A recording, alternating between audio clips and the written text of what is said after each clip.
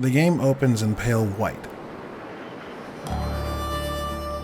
The screen awash, wind howling, silent block text credits. It all feels like the opening of an art film. The introduction to Terrytown, bathed in blood, smoldering, punctuating the pure white cold with warmth.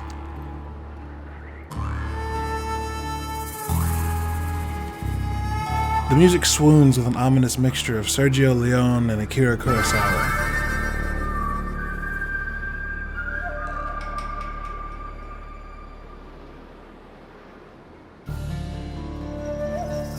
A confrontation, a duel, blood in the snow.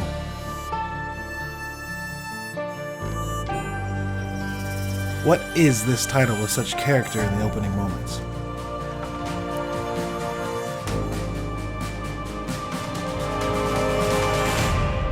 This is Bloodroots, a wicked action brawler by Paper Cult Games.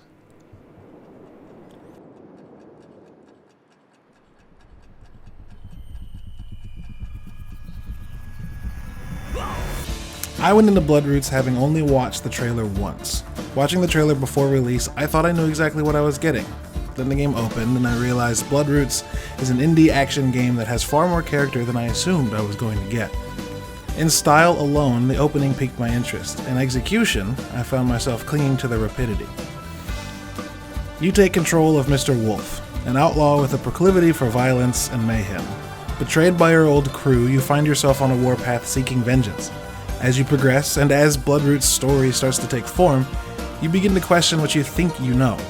Each encounter with your former crew shining a sliver of light on the events that led to the game's opening moments. Despite the story's attempts to question your actions, Bloodroots never gives the player any agency over their actions, even in moments where one could conceive some kind of alternative solution.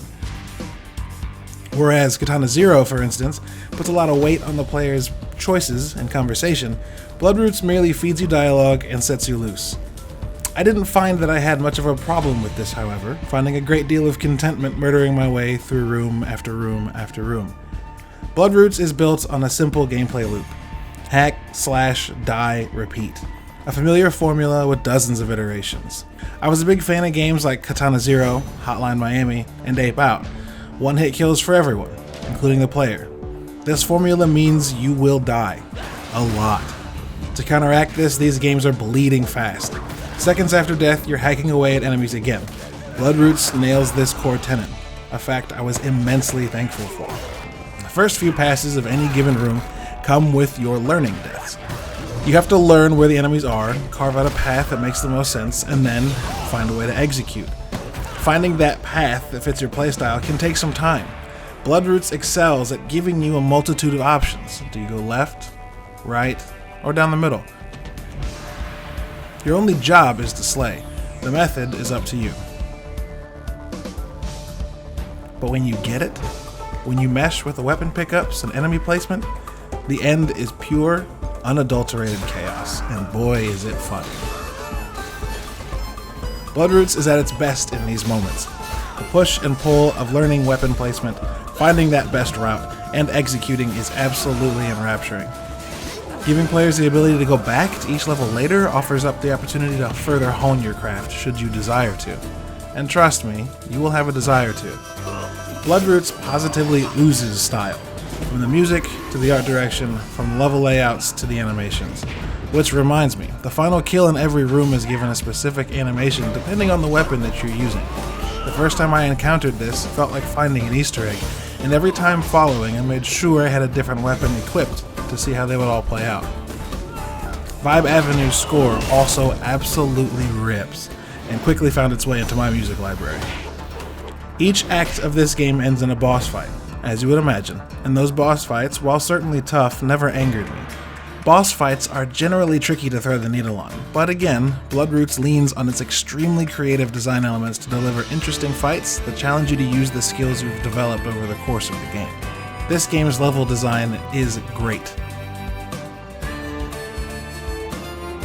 All except for that one punishing Flappy Bird segment with no checkpointing. That part can eat shit. All in all, Bloodroots is a devilishly smart, creative jaunt through fields of blood and mayhem, well deserving of your $20. Snatch it on PS4, Switch, and the Epic Games Store now, and Steam coming soon.